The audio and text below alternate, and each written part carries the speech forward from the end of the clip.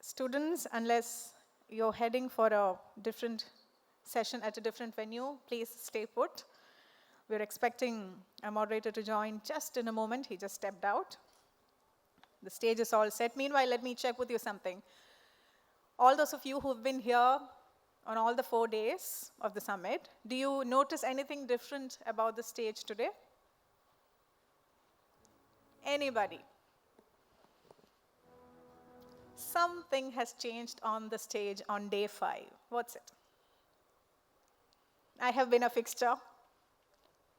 I have been here all 5 days, so that's not me. What else? Something else on the stage. Anybody who has noticed and would like to answer? Yes, I see a hand up there, yes. You might not get a microphone, but shout. Yes, we have smart teapoys here today. Did anybody else notice it? What's your name? Akhila? And what's your program? Which course are you doing? Global Studies. Oh, you're the apt audience for our next session. Global Studies student Akhila has noticed that, and I hope at least some more students noticed that. We had some bulky wooden teapoys until yesterday, and today we have transitioned into smart teapoys here. Even at the Summit of Future 2025, we are continuously reinventing and innovating ourselves. So thank you for noticing that, Akhila.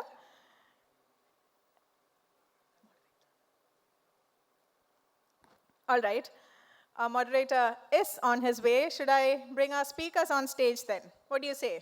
Yeah? All right, let's do that. Okay, since I already told you about one of our speakers here, who was the right person to add perspectives to the earlier question that our student asked.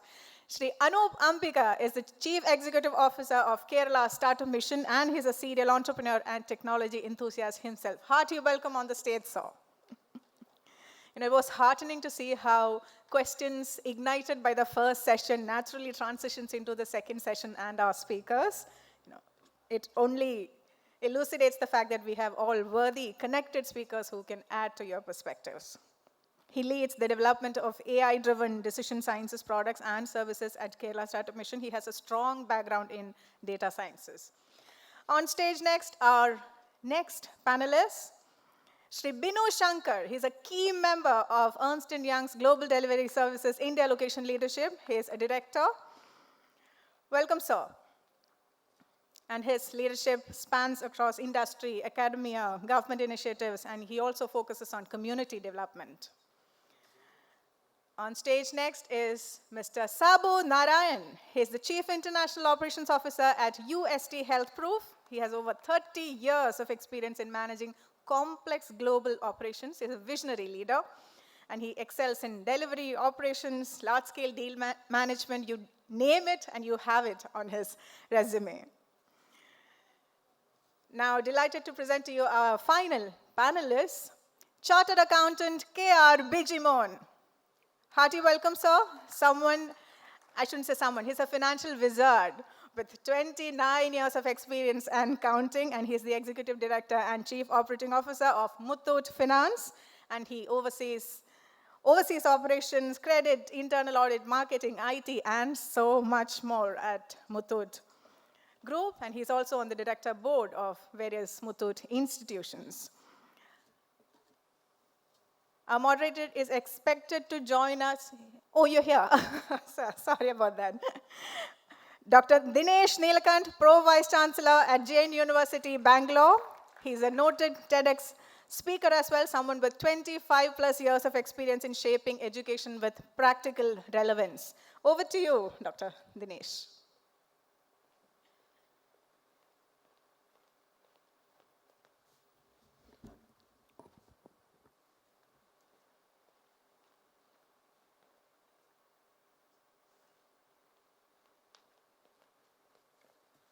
Okay, so first of all, good morning to one and all. Let me first appreciate the efforts of the JAIN University Kochi team for putting such a wonderful event. I can see the enthusiasm of the faculty. I can see the enthusiasm of the students. And it's a wonderful atmosphere. Okay, thanks to Tom, Lata ma'am, Madhu Kumar sir, and I think Simi, Monu, and Sharanya. Okay, so let us come to the topic now. The topic given to us was that is, how are we going to tackle entrepreneurship with the global challenges? So, when I was thinking about the topic, I thought that I should share something with you, and then we will introduce the panel members and then take their views, and then we will have a discussion. So this is how the entire episode will be. I remember one guy called Bankar Roy. Bankar Roy was a well-educated guy, and he comes from Calcutta. What he did was something very amazing, and I thought I should share this with you.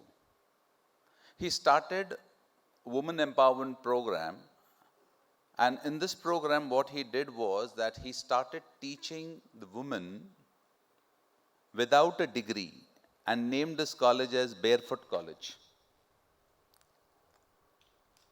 Now the concept was that there was no degree, there was nobody certifying anything, but look at the charm of it, and the charm was that he started teaching them skills, and with that skills they started making money. This is education.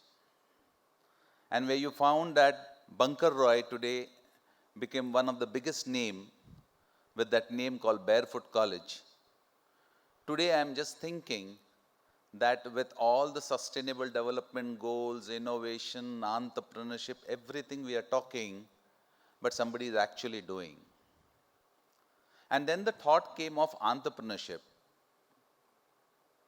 I'm making this statement with my exceptions. Today I'm not getting one thing, and I think the CEO of Karnataka Startup Mission is here. And he is going to listen to this, and I don't know how he's going to respond to it. When I say that entrepreneurship as a field, when has 95% of failures and only 5% success, then why today the entire world is towards startup and entrepreneurship and motivating students to become entrepreneurs, when we know that there is a 95% guaranteed failure, and when all of us have been taught right from day one, when there is a failure, we are away from it. But then why is that we are having so much of discussion towards it, where we are telling each and every one that why are you not thinking entrepreneurial? A very, very interesting topic to discuss.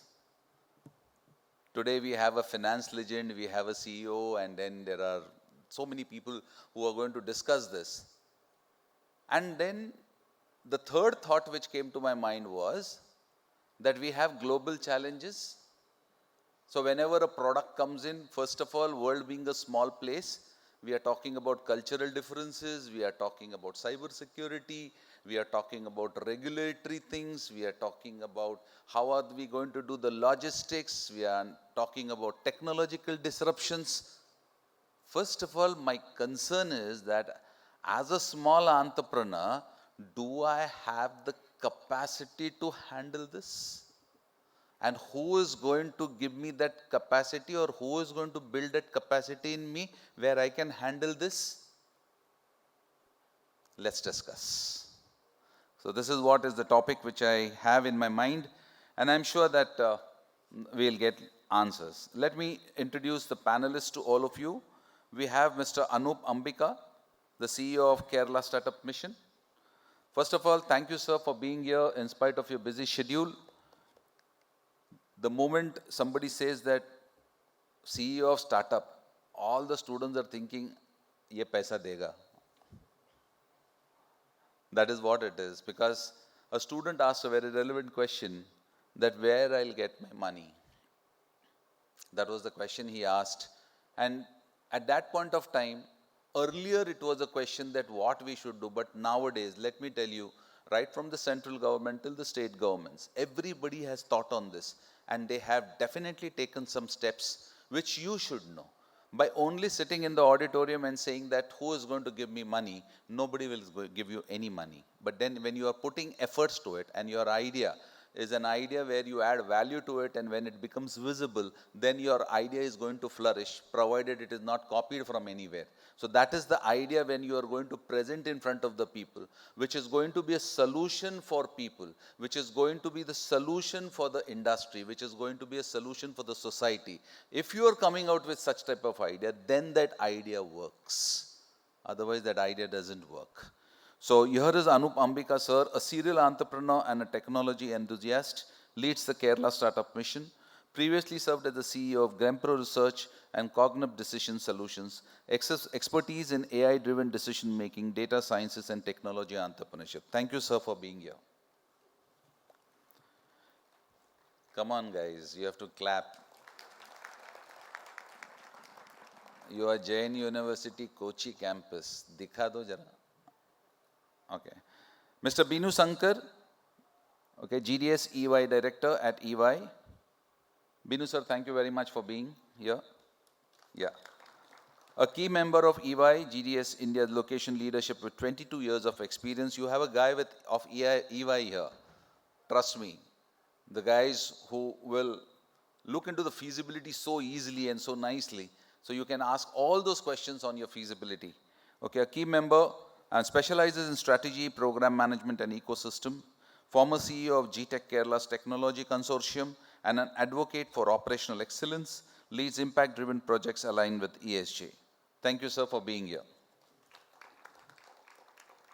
Mr. Sabu Narayanan, CEO International UST Global, brings 30 years of experience in managing complex global operations, a visionary leader in business transformation, consulting and delivery, leads digital transformation initiatives across industries, aligning technology with business objectives, focuses on AI-driven solutions in healthcare, finance, and retail, fostering efficiency and sustainability. A thorough package who is going to tell you whether entrepreneurship works or not. So here is Sabu Narayanan. Thank you, sir. Thank you very much.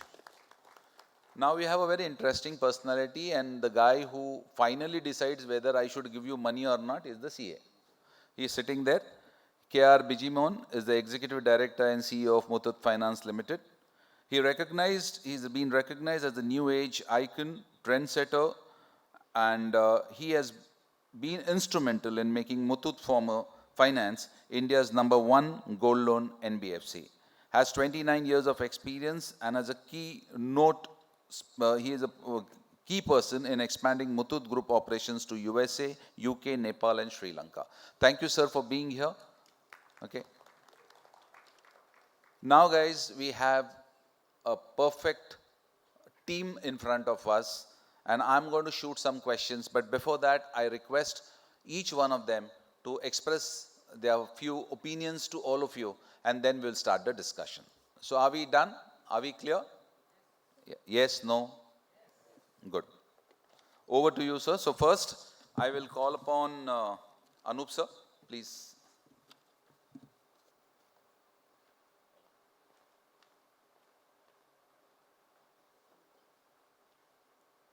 Hello. Good morning, everyone. Thanks for the opportunity for being here and talking to you guys. The thundering applause that we got itself is a proportional indication of the interest that the audience has about the subject. But I'll try to make it as interesting as possible. There was a question. I don't know what was that question that came in the previous panel. He was asking about how he is going to get the finances out of Kerala. Was that finances? Did he mention finances, or what is the person here? What does he do? How can he start if he has an idea? Okay, so I think that was the question. I have an idea which I want to convert into an enterprise. And what do I do? Like sir rightly said, if it was 20 years back, you would be pretty much stuck with the 3 Fs, which is the friends, family, and fools.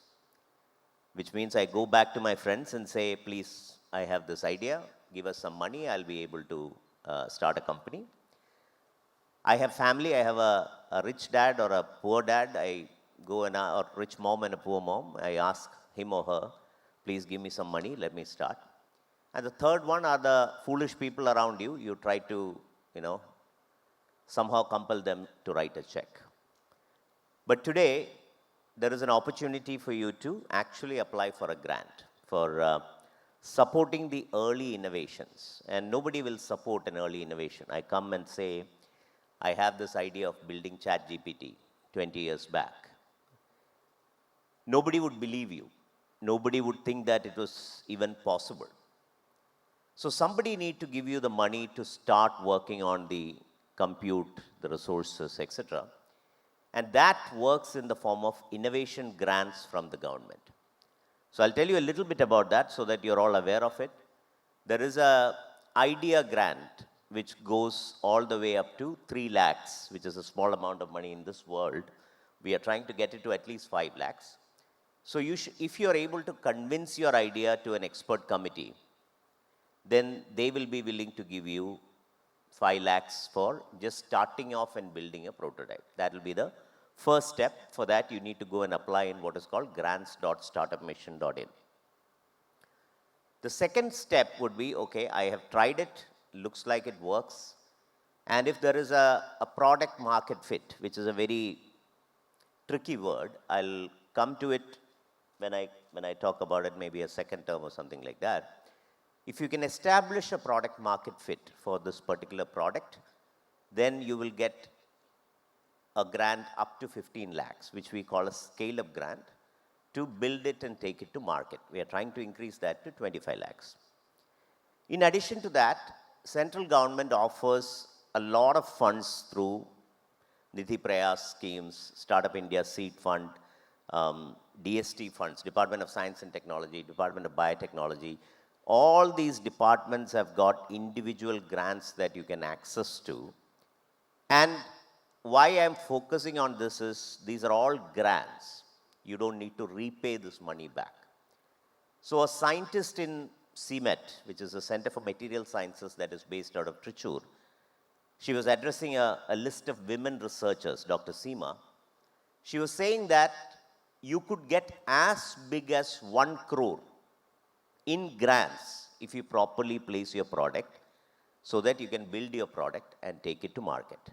So that is the first thing that you should do, is to answer the boys or gentleman's question, is explore the grants that are available. There are plenty. Search for it. There are, we publish a list of grants. There are other incubators which publish a list of grants, and try to apply for those grants and try to get those grants, which will be the first step of validation of your idea.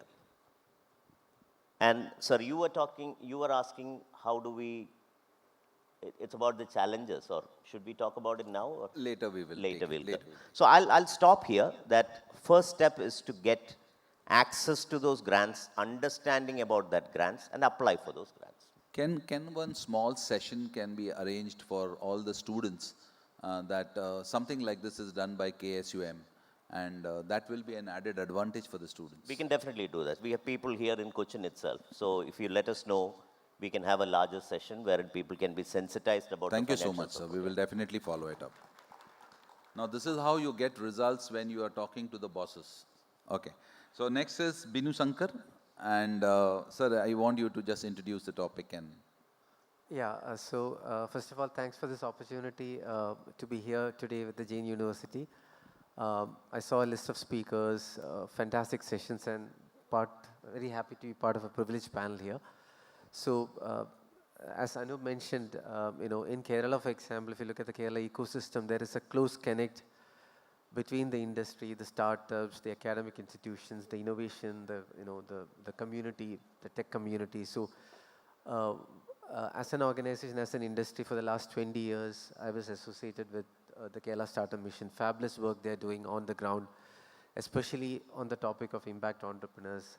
So we jointly did a lot of programs around social challenges. For example, 2 years back, we did a climathon, an event where one of the ideas was the industry as such collaborated with KSUM to bring out problem statements in the ESG space, and then we were looking at problem solving, like good technology solutions from the community, and fabulous. I mean, so the kind of innovation they presented, the kind of um, um, game-changing thoughts they presented was fabulous.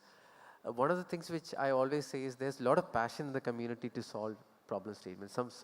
So in many cases, we work for 30 years, and then one day we'll say, okay, we'll go and do a social entrepreneurship, trying to solve a pertinent social problem. But in the KSUM ecosystem, or the largest student community ecosystem in Kerala, what I observed is students at a very young age, on the third year, second year of their a BTech or a BSc or a BCom, they are thinking of solving some of those problem statements, socially relevant problem statements, trying to create value add for the economy and for the larger community. So that's something which we as an institution should Binu tap sir, into.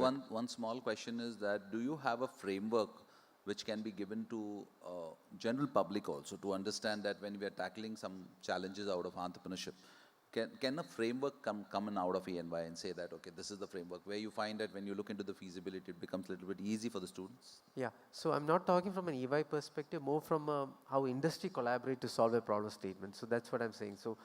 So here this community is very aligned. So every tier two, I'm sure that you would have noticed, so there is a lot of collaboration happening between a tier two community. Even it's the same in Coimbatore, it's in Indore, it's in Visakhapatnam, it's in Kerala, in Trivandrum and Kochi. So what I'm saying is whenever we do an event, for example, UST Global, we collaborate a lot in terms of with NASCOM, with TIE, with the Kerala Startup Mission. There's a conducive environment for us to solve some of those problems, and Kerala gives you that right enablement and right ecosystem to do it. So what I'm saying is, JAIN University or any other ecosystem wants to plug in, this is an easily available ecosystem which we need to tap in. And Great. probably we should think of how do you take this to the next level altogether. Great, sir, great. Sir. Thank you so much. Mr. Sabu Narayanan, your views on the topic.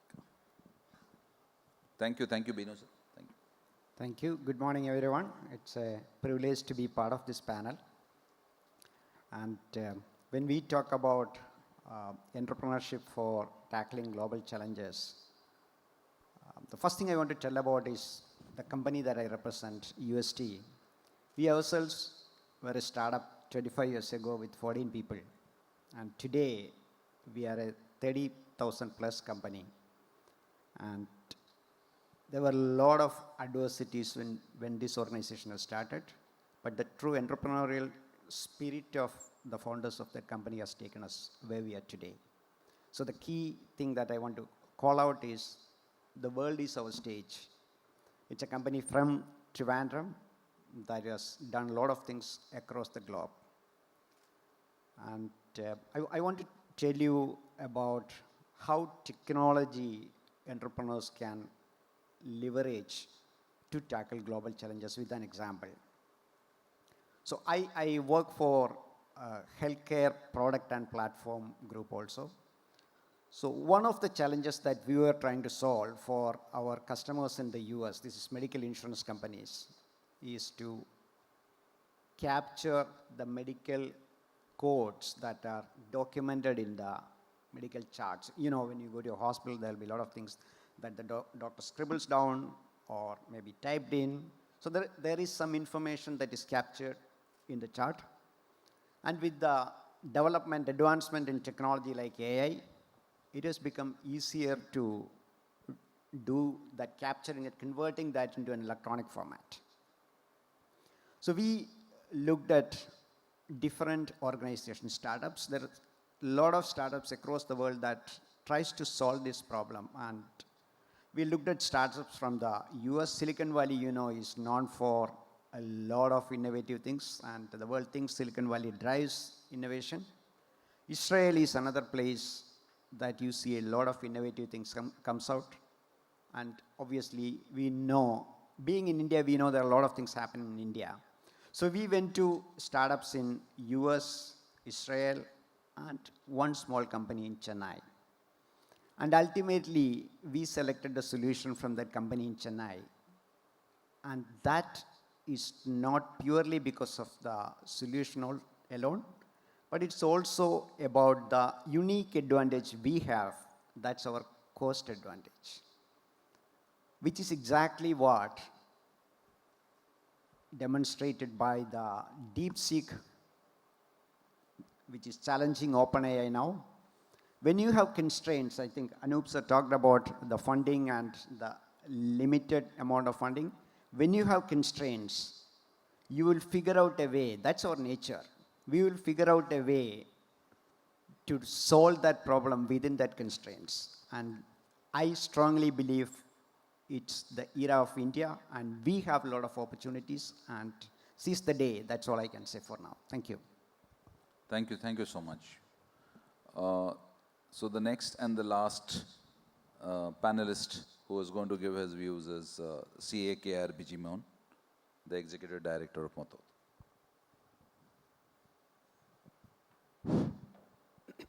Good morning to all. Yes, of course, I don't represent a company which is a startup, but as Binu sir said, this Muthoot also was a startup once upon a time. It was started. It's a 1887 started company. It's a very long legacy is there, but it is of course an entrepreneurial journey, and finally today it has turned out to be a very large conglomerate from South India, and that's the stage. But as entrepreneurial journey is always required in not in starting of the company, at any stage of the company. It's actually what is an entrepreneur does. He does identify a problem or a gap in the society, or a need in the society, or an aspiration of the society, and finally trying to bridge that gap through his service. So that way, entrepreneurial mindset is actually to be developed, rather than a startup and entrepreneurial startup is there. Thereafter, you can't leave that mindset. If you have that, when you are throughout your journey, you have to have that entrepreneurial mindset. And entrepreneur will always face challenges. Actually, solving those challenges is the job of the entrepreneur. Then only you are an entrepreneur itself.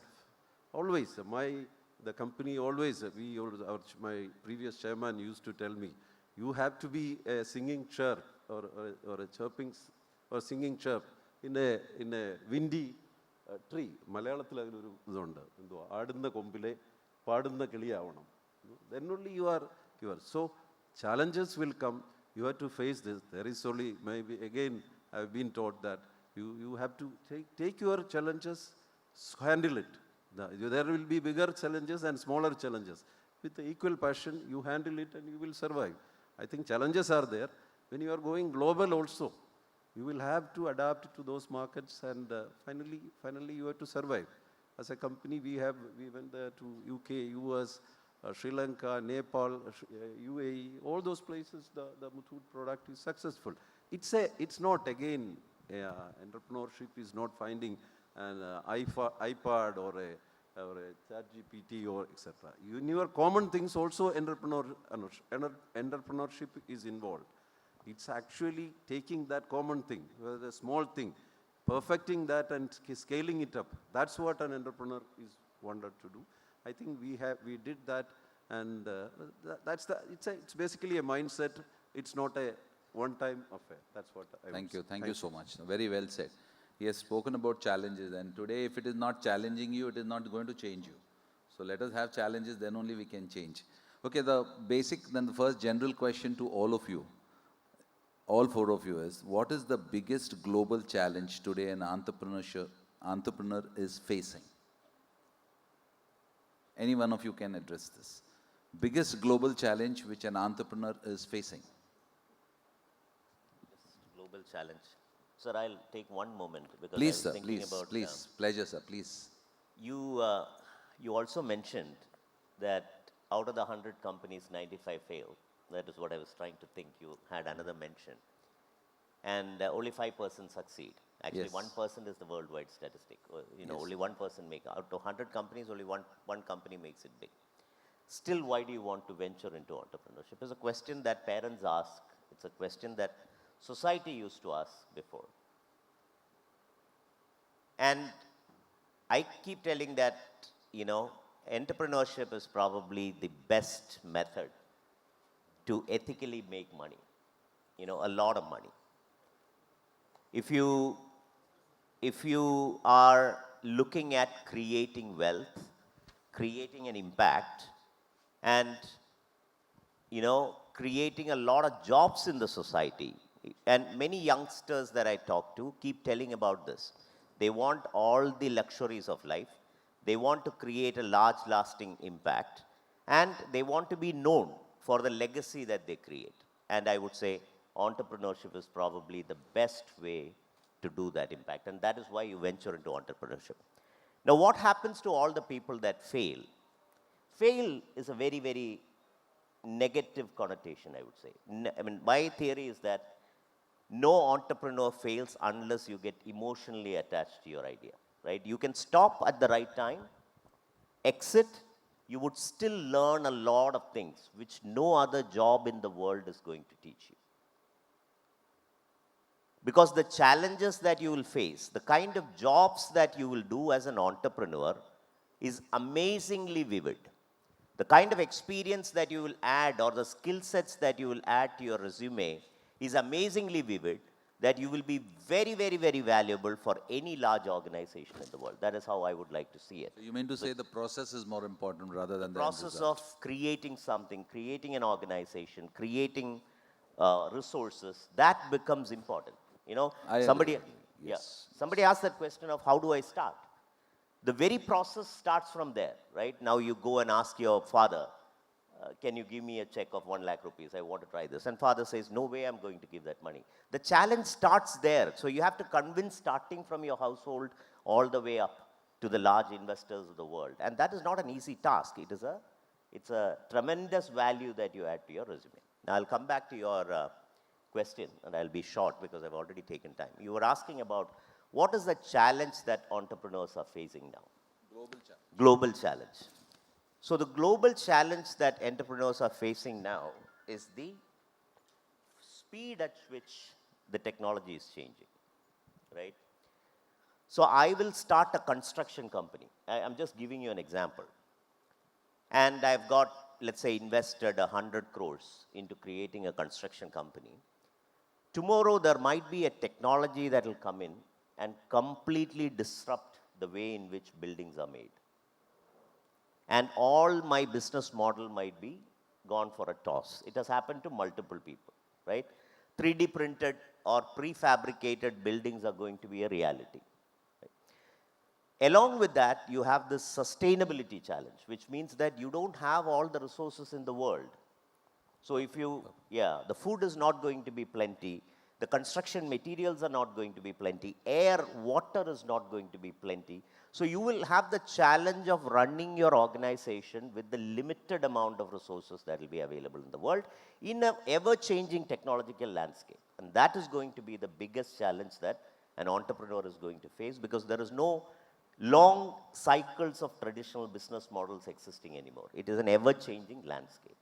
So let us take this question. I think everybody will have the same type of question, but can we have an answer for this? So what is the answer for this? Because this is going to be a nagging question for all the entrepreneurs tomorrow. So what can be done for this? Can anybody throw light on that? Yeah, probably I'll take a shot at that. So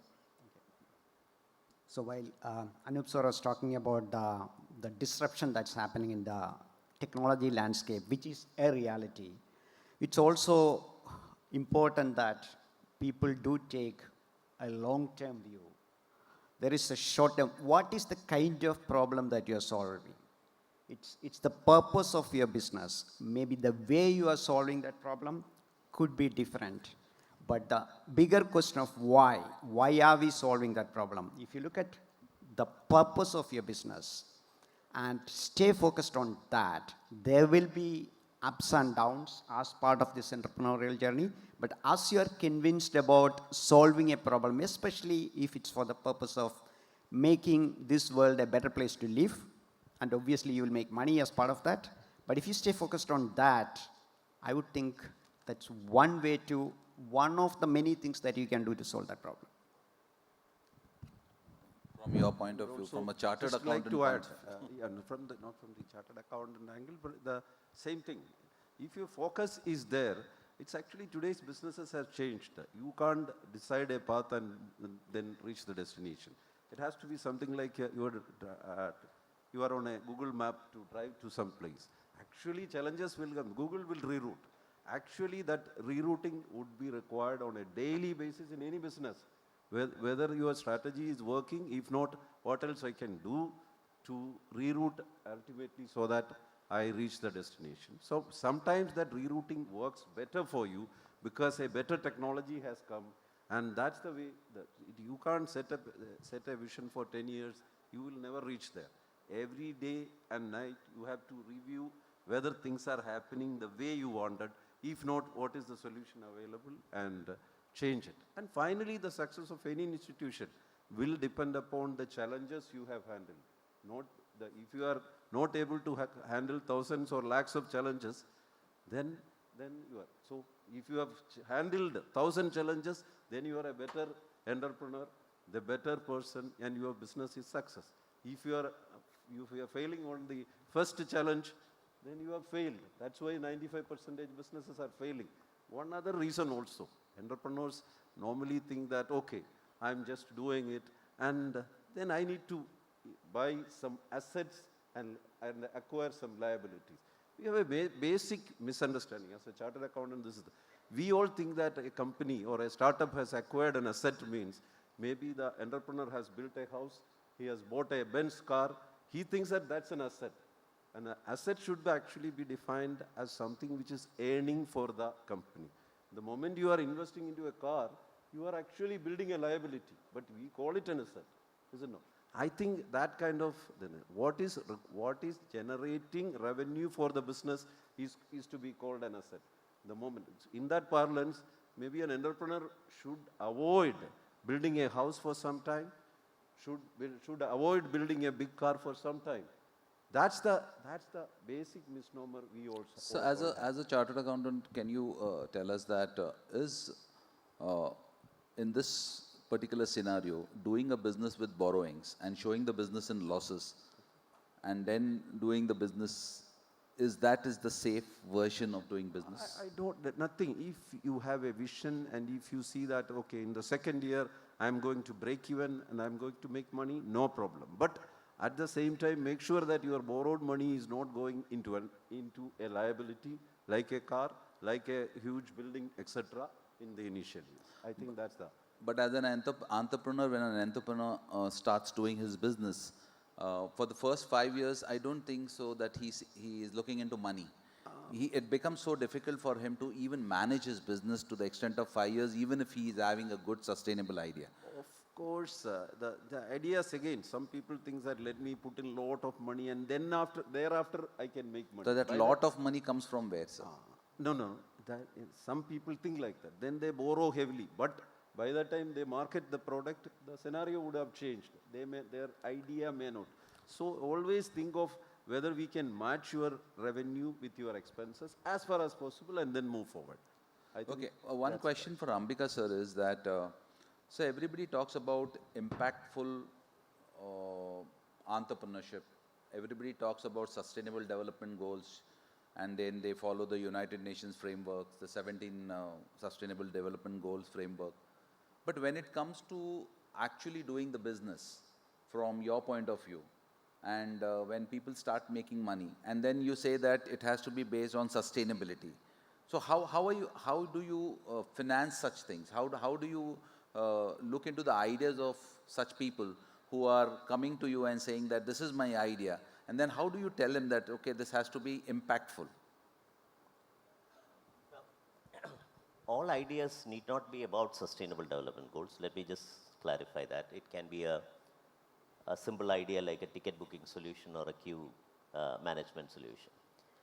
But there is a large market that is being developed for sustainability as we speak. I'll tell you why.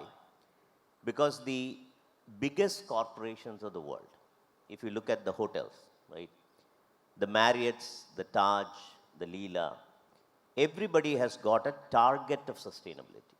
If you go to the Goa Leela, the air condition will automatically switch off after some time. And whether you like it or not, whether you put it in auto climate control or not, they have tuned their air conditioning system in such a way that the energy is utilized in an optimal fashion. Most of these five-star hotels have started using biodegradable material, right?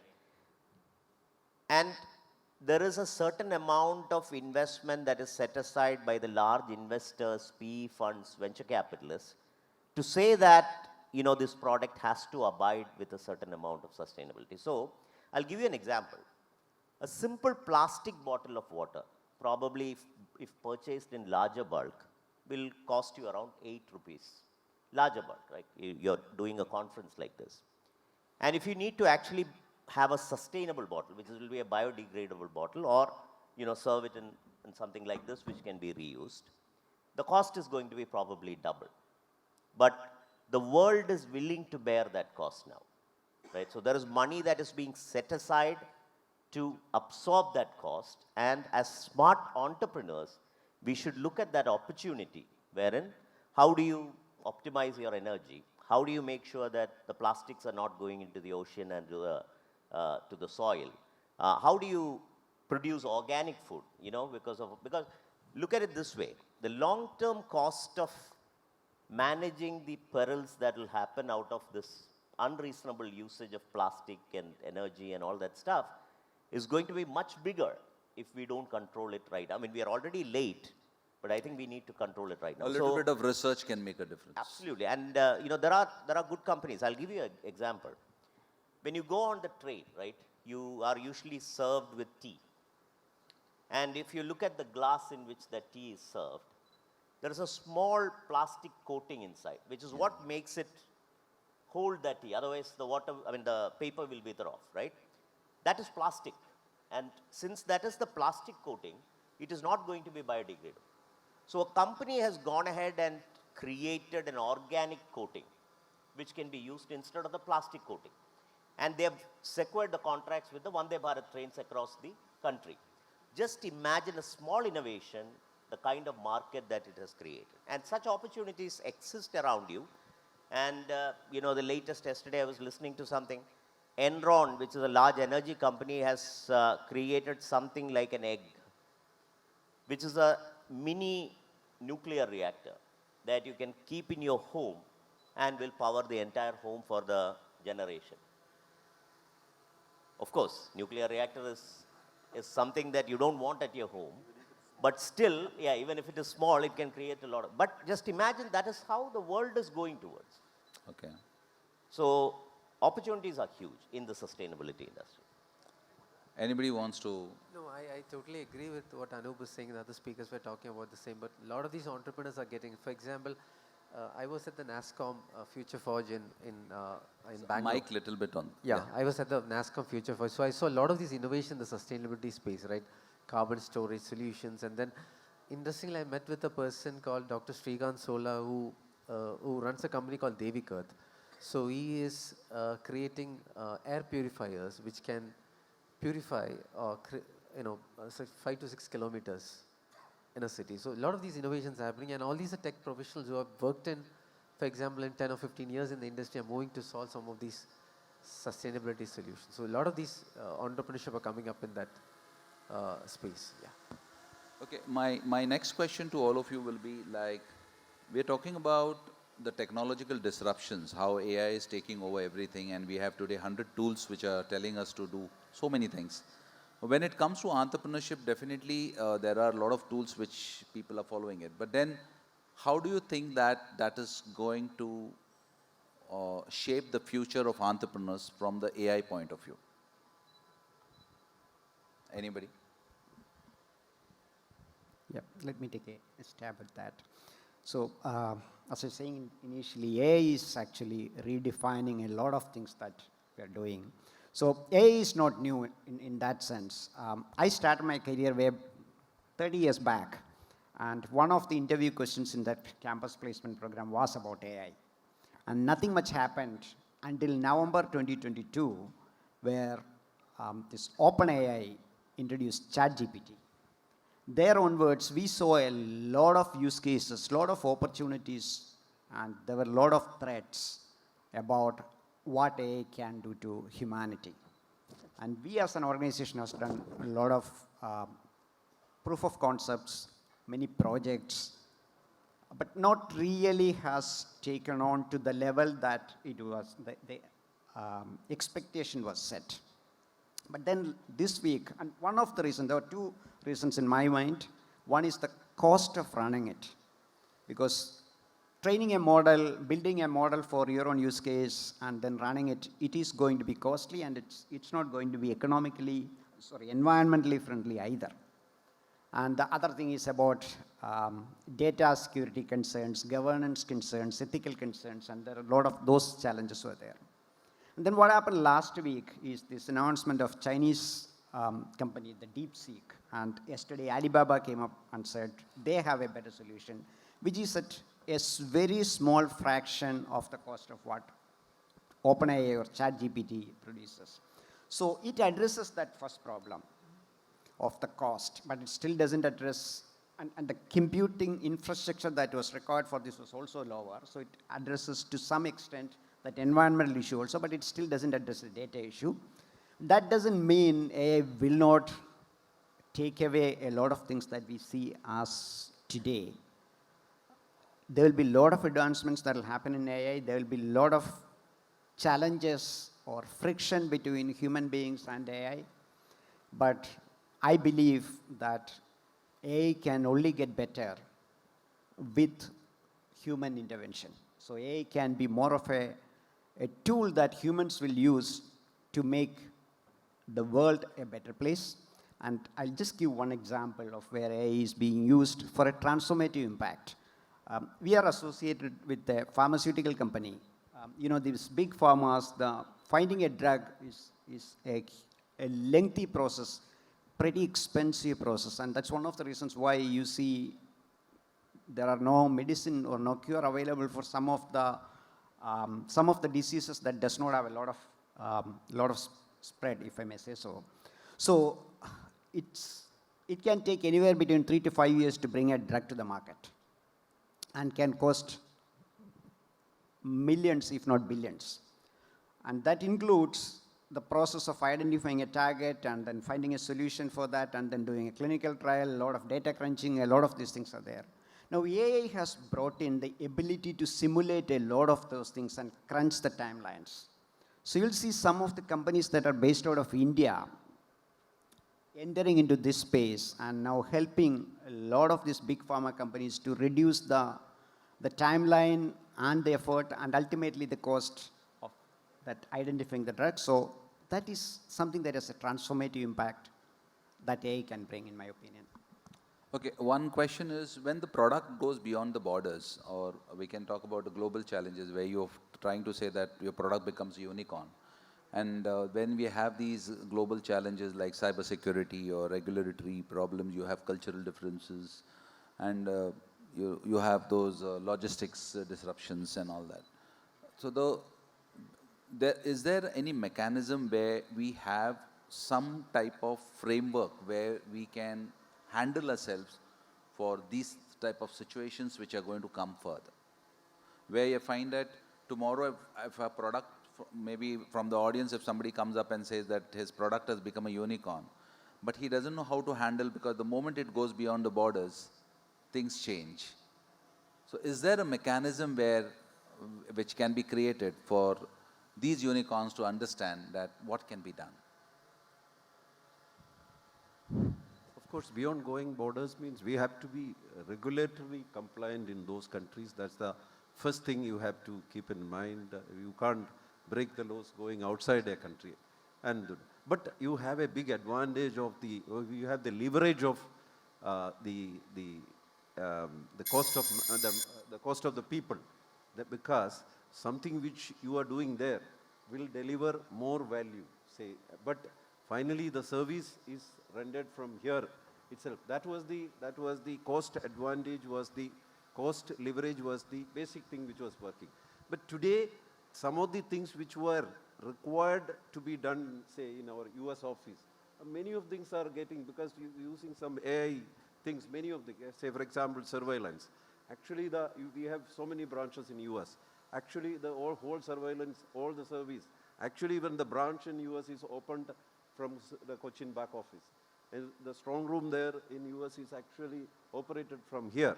Actually, the technology enables us to bring a lot more leverage to our advantage. So I think changes will come, but how do we use it to our advantage in a positive way rather than resisting? Resisting is not going to work anyway. I think use those things. Of course, you never break the law of those countries, and beyond that, it's finally any business is what is, it's leveraging. How do you use an advantage, a small pressure, and generate or move a bigger, it's coming from the word lever, is it not? So, like that, how do we leverage from the AI? That should be the thought, and that will work in your favor. So, I think look for the positive, that's what I would say. Thank you. Okay, now one question for all of you is that if at all a question is being asked that how do you look at the future of entrepreneurship from here onwards? From here onwards, from 2025, where we have been grappled with AI, we have been grappled with all the technological disruptions, and then when you look into the financial stability, it's not that great in any country now, and the way the geopolitical situations are happening. So how do you look future of entrepreneur from today? I think all of you can put your views, and then I will conclude it. So I think I see a lot of these, unique startups, unique entrepreneurs coming up. So I think you will see a lot of these, AI infused, domain, as Anoop mentioned, AI is being used in multiple domains. So you'll see a lot of these entrepreneurship having the space. Binu sir, one thing that whenever we are talking about, I'm sorry to cut you, but whenever we are talking about a startup, is it that everybody has in their mind it is a tech startup, or is it not something else other than that? Now you can answer. Yeah. Did I make it very Yeah, that is an answer that I usually give to everyone all the time. So there is a slight difference between what we call a startup and a small enterprise, right? At least to us, right? A small enterprise is somebody starts a grocery store, somebody else starts a grocery store. One person has got better interpersonal skills than the other, and that person succeeds, right? That is how it works. The business model is already existing. You are only trying to replicate that business model. In Kerala, I call it the STD syndrome, because somebody started an STD booth, everybody started STD booth, and the whole state was filled with STD booths before you even know it, and nobody made big money, right? That is where the element of innovation is very important in startup. And I give several examples for that. But in one sentence, if you were to define startup, if you are disrupting a product, a process, or a business model, which will enable your company to serve a large number of customers, and in that process, create an illogical amount of wealth, then that company is called a startup. And an example is a COVID vaccine, which was a R&D effort that was done by AstraZeneca, which got, applied on all the people in the world pretty much, right? So the market was huge. Book my show. Before you will go to the theater and book your tickets, now you sit at the comfort of your home and book your tickets, and you cater to the entire nation. Getting a parcel, a food parcel to your home was a difficult task before. Now, with the press of a button, in spite of which city you are in, you are able to actually get that food parcel. So all this has an element of tech. And tech is not necessarily information technology. It can be, biotechnology. It can be a new material that you create so that the drone becomes lighter and has got better battery time, right? So it can roam around for a very long time and shoot. So there are multiple areas in which you could bring that innovation into a certain product or a process or a business model so that it can serve a large amount of customers and create an illogical amount of wealth. That is what we call as a startup. Great. He deserves a round of applause for this answer. Thank you so much, sir. So, Binu sir, you have to now answer the question which I asked you. because I interrupted you. No, no, So, that's yeah, same. please go Echoing ahead. the views of Anoop, I think, you'll see a lot of these entrepreneurs coming up, very passionate, solving a lot of these problems. So yesterday I was looking at one of the articles in MIT where talking about developing deep tech, AI technology to screen cancer patients. So I'm not sure. Anoop will also, confirm to that. So a lot of these AI is used in the biotech pharma industry where the drug discovery time has grown on. So a lot of these AI applications happening. So I see the next 15 years will be very exciting for entrepreneurship. But also on a lighter note, I just want to make a point that we only celebrate successes, but certain times there are a lot of people who have, in between lost their way in this entrepreneurship. So we'll have to, I'm sure that Anoop is seriously looking into it from a startup mission perspective, but that's some, because I've seen a lot of failures in people, coming down from Technopark itself. So I think that's some area which we need to focus because they have their passion, they attempted it, but again, giving them one more chance will enable that. Yeah. Okay. Yes, please. There. Actually, entrepreneurs should think that there is no failure. There is only feedback. You correct it. Where do we correct and move forward? Because you are passionate on something means you have only So feedback. failure is a banned word. You can say Failure is like a banned word. 95% fail doesn't mean that 95% didn't have the ability to move that challenge and go beyond that challenge and take it forward. That's the way I we think should. that is what Binu was saying. Society has to be kind to these people. Yes. You cannot just say that, oh, this person is a failure. You cannot do that. Yes. You have to give another chance Very, for this very boy. true. Very true. Very well said. I think they have already rang the bell twice and they have warned us and we are not getting that warning. So the organizer is now, she is with the mic and says, please shut up. Okay, thank you very much. It's over to you. Check. In interest of time, I'm afraid we'll have to, not have the Q&A as well. Apologies for that. But quickly, let me bring on stage Professor J. Lata, our Pro Vice Chancellor, and Dr. K. Madhukumar, Joint Controller of Examinations, JAIN University, to present mementos to Yeah, our before that, group. thank you very much. It was wonderful talking to all of you and hope all of you enjoyed. Thank you so much.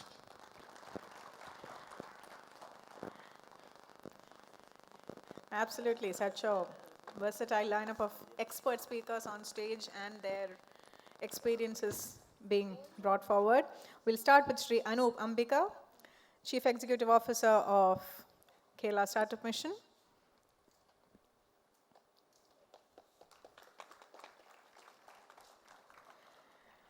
Sri Binu Sankar, Director, Ernst & Young.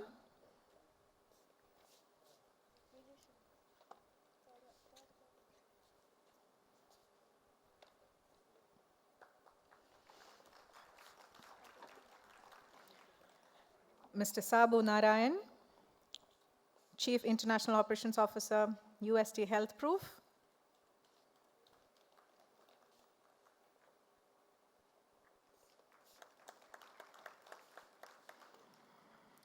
Mr. K.R. Bijimon, Chartered Accountant and Executive Director and CEO of Muthoot Finance.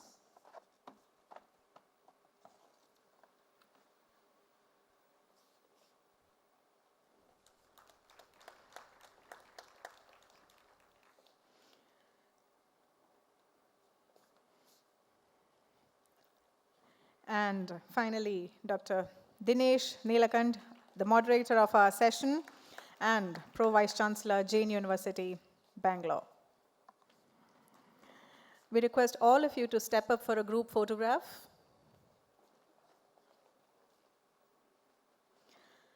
There was an impactful panel discussion indeed on innovating for impact, on how entrepreneurs can tackle global challenges.